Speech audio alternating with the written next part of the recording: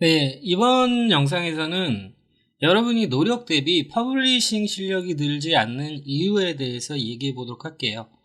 이 실력이 늘지 않는 이유를 알게 되면 해결하면 되는 거잖아요. 그러면 자동적으로 퍼블리싱 실력이 늘게 되겠죠.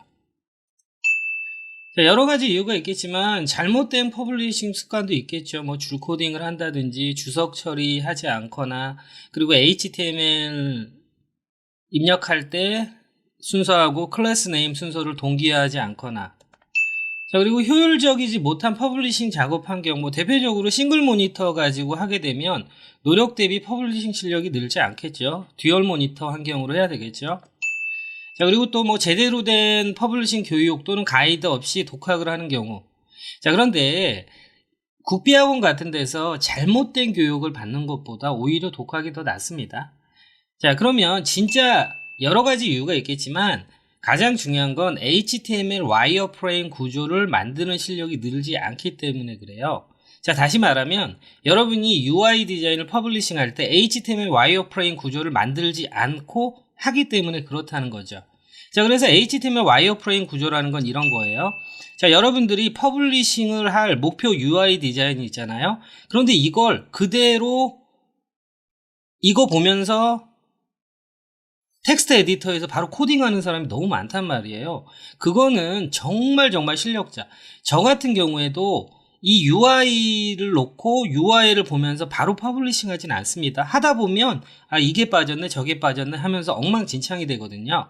자, 그래서 목표 디자인이 있으면 이거를 이렇게 박스를 그리는 거예요. 어떻게 그룹핑이 되고 어떻게 그룹핑이 되는지. 자, 이 그룹핑 작업을 할 때, 박스를 그려서 그룹핑 작업을 할 때는 어떤 태그를 쓸지 이런 거는 머릿속에서 전혀 넣지 않는 거예요. 그냥 그룹핑을 하는 거죠. 이 그룹핑이 끝나면 요 그룹핑, 박스 그룹핑을 보면서 HTML 구조를 요 화면에 있는 것처럼 이렇게 짜는 거죠. 자, 그러면 오른쪽에 있는 HTML 구조는 우리가 emit이라는 텍스트 에디터 할 때 emit 있잖아요. emit 문법 기준으로 하는 거예요. 그러면 이 왼쪽에 있는 목표 UI를 만들기 위한 HTML. 자, HTML만 있는 것은 아니고 여기에 클래스 네임까지 다 미리미리 정해 놓는 거예요. 그러면 이 와이어프레임 구조를 HTML 구조를 짜다 보면 이거 클래스 네임은 뭘로 하지? 이런 걸 미리 여기에서 다 생각해서 정리를 해 놓는 거죠.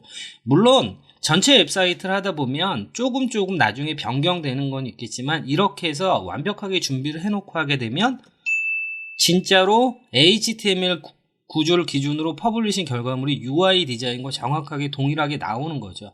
자, 이런 훈련이 되지 않은 상태에서 퍼블리싱을 계속하게 되면 노력 대비 실력이 늘지 않는 거죠. 그래서 여러분들이 반드시 기억하실 거는 HTML 와이어프레임 구조, 곧 이거 있죠?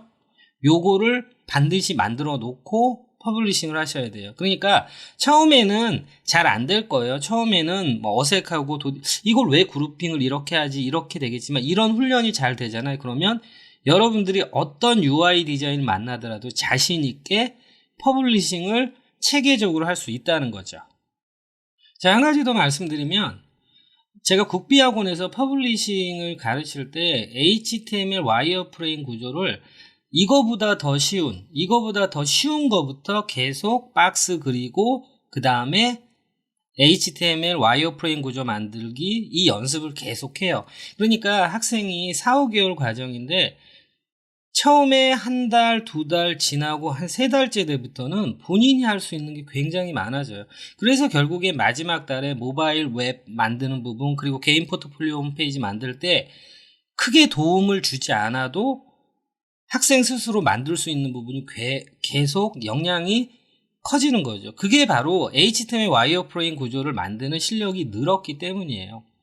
자, 이런 HTML 와이어프레임 구조를 이 단계별로 체계적으로 만드는 거 역시 다른 곳에서 일반적으로 제가 뭐 해외 유튜브라든지 뭐 그런 곳에서 이렇게 하는 걸 제가 보고 배운 건 아니에요. 저 나름 제가 수업을 몇 년 전부터 하는데 이제 수업할 때 예제를 만들어야 되잖아요. 근데 그 예제를 만들 때 이렇게 와이어프레임 구조를 만들고 예제를 만들었어요. 그러다 보니까 저 역시도 이렇게 와이어프레임 구조를 만들고 하니까 좋구나. 특히나 제가 수업할 때 이 퍼블리싱 결과물을 수업을 해야 되잖아요. 인프론 수업 때도 마찬가지예요. 인프론 영상 수업 때도 마찬가지인데 이걸 만들기 위해서 HTML 코드 그 많은 거를 다 펼쳐놓고 할 수는 없는 거죠. 그래서 이런 식으로 와이어프레임 구조를 임팩트 있게 컴팩트하게 정말 필요한 것만 딱 만들어 놓고 이걸 보면서 HTML 구조를 짜는 거예요. 그러면 HTML 구조 이렇게 짜잖아요. 그러면 실제로 퍼블리싱 할때 문제가 없습니다. 자, 그리고 이 HTML 구조 그냥 나오는 게 아니죠. 당연히 CSS로 내가 어떻게 배치할지 어떻게 만들지에 대한 예상이 있기 때문에 이 HTML 구조가 나오는 거죠. 자, 그래서 결론은 HTML이 쉽다라고 말하는 사람들은 뭐 서식 관련, 뭐 H 태그, B 태그 이런 것들을 말하는 걸 잘 뭘 모르는 사람들이고요.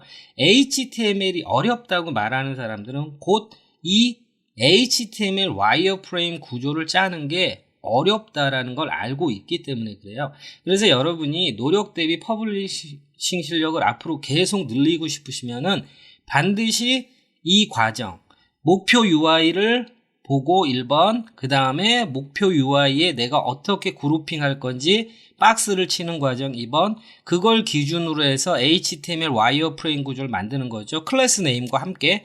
그러면 이것만 보면서 퍼블리싱 하게 되면 완벽하게 여러분이 체계적인 퍼블리싱을 하게 되는 거죠.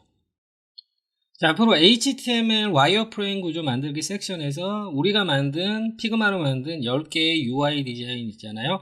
그걸 1번, 2번, 3번, 4번의 이 체계적인 스텝을 통해서 화면 하나하나를 다 만들 거예요. 그리고 요번에 인프론 강의 처음으로 박스를 치고 2번 스텝에서 박스를 쳐서 그룹핑하는 거, 그 다음에 이 그룹핑한 거를 HTML 구조를 짜는 것까지 수업 시간에 저랑 같이 하시게 될 거예요.